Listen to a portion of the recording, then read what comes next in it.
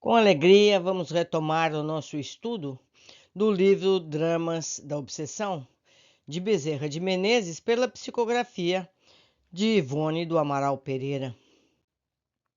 Capítulo 6. Urgia retirar do seio da infeliz família de Leonel os inimigos invisíveis que a atormentavam. Repugna sempre, porém, as individualidades já esclarecidas admitir nos serviços de beneficência ao próximo quaisquer atos de violência contra o mesmo. Certamente que Roberto e Peri, coadjuvados pela assistência do alto, que segue todo aquele que se devota às causas justas, teriam possibilidades de remover dali os infelizes perturbadores, sem preocupações de ordem mais suave.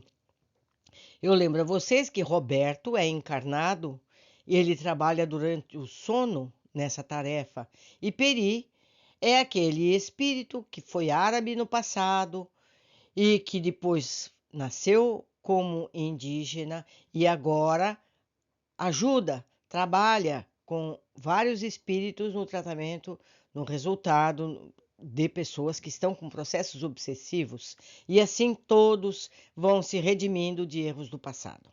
Continuando. Todavia não o fizeram, a fim de encontrarem facilidade para o intento, previamente trataram de afastar Leonel e sua filha para o local seguro, no qual se abrigassem de novas investidas das trevas. Você lembra, pai e filha que cometeram suicídio e estavam convivendo com a família.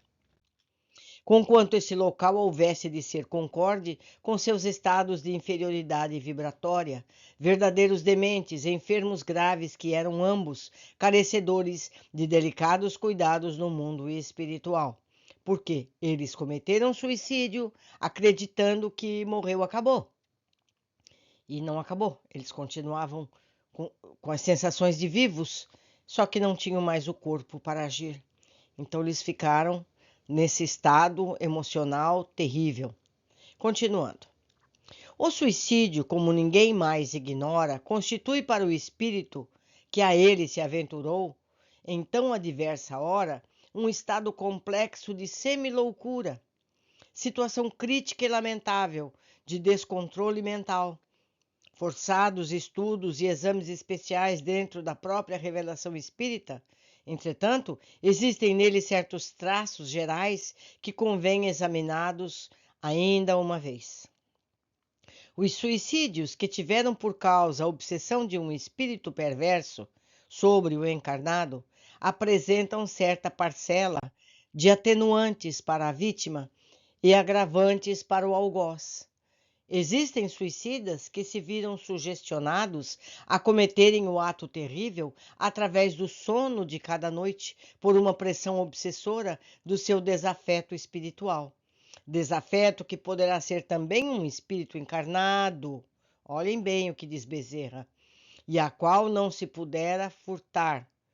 Tal o paciente que, recebendo do seu magnetizador uma ordem durante o transe sonambúlico, cumpre exatamente dentro do prazo determinado por este, mesmo quando já passaram muitos meses depois da experiência.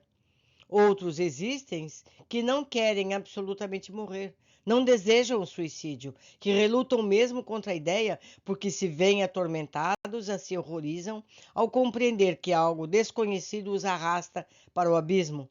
Abismo esse que temem e ante o qual se apavoram. Apesar disso, sucumbem, precipitam-se nele, uma vez que deseducados da luz das verdades eternas, desconhecedores do verdadeiro móvel da vida humana, como da natureza espiritual do homem e mulheres, não lograram forças nem elementos com que se libertarem do jugo mental terrível e malfazejo, cujo acesso permitiram. É importante ter isso em mente. Eles vêm junto a si antes de efetivado o ato, com impressionante segurança, tais se materializados fossem diante dos seus olhos corporais, os quadros mentais que o obsessor fornece através da telepatia ou da sugestão.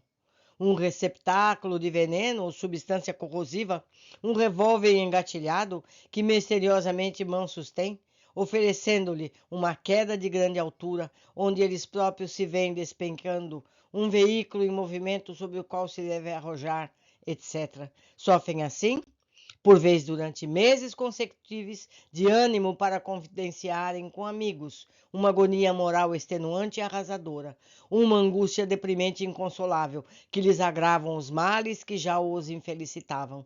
Angústia que nenhum vocábulo humano será eficiente para traduzir. Notemos, todavia, que tratamos tão somente da obsessão simples, ou seja, daquela que é ignorada por todos, até mesmo pelo obsediado, da que não se revela ostensivamente, objetivando alterações das faculdades mentais, mas que sutilmente, ocultamente, através de sugestões lentas, sistemáticas, solapa as forças morais da vítima, tornando-a, por assim dizer, incapaz de reações salvadoras. Pouco a pouco, sob tão doentia pressão magnética, uma tristeza suprema e avassalador desânimo comprometem as energias do assediado.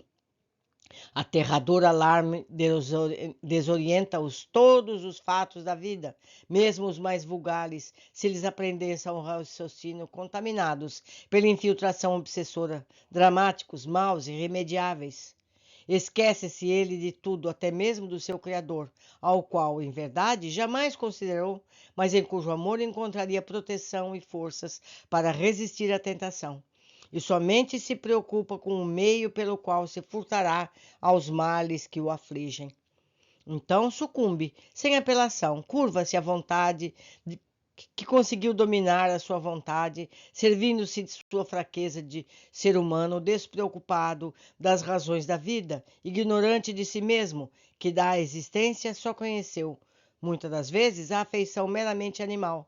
Daí se concluirá, então, da necessidade dos seres humanos procurarem conhecer a si mesmo, isso é, que possuem, nos recessos da personalidade, um sexto sentido, um dom natural capaz de permitir tais desastres, se conservar ignorado, se eles próprios, os seus portadores, preferirem viver alheios às causas sérias e elevadas que lhes permitiram a harmonização com estados psíquicos superiores, que tudo isso os exterminariam, uma vez que o obsediado possuirá forçosamente, para que se torne obsediado, os ditos dons mediúnicos, tal como toda a humanidade os possui.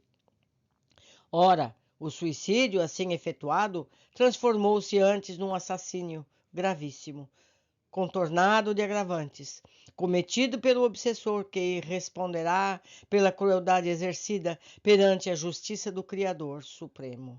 Quanto ao obsediado, sua responsabilidade certamente foi profunda, em razão de haver permitido acesso às arremetidas inferiores, por se conservar igualmente inferior, não desejando o próprio progresso, com a renovação dos próprios valores morais, à procura de ser espiritual e divino existente em si, não tentando reações de ordem moral e mental para dignamente se equilibrar nos deveres impostos pela existência.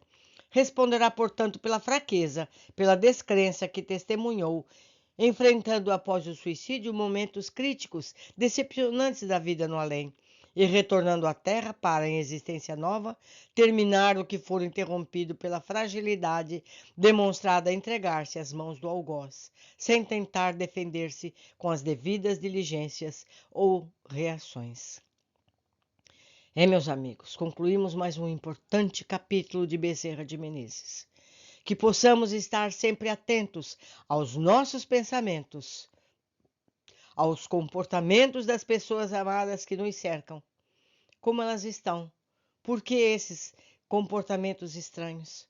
Para que possamos dar forças a todos, darmos forças uns aos outros, para não caiamos nessa armadilha. Hoje ficamos por aqui. Aguardo todos no nosso próximo capítulo.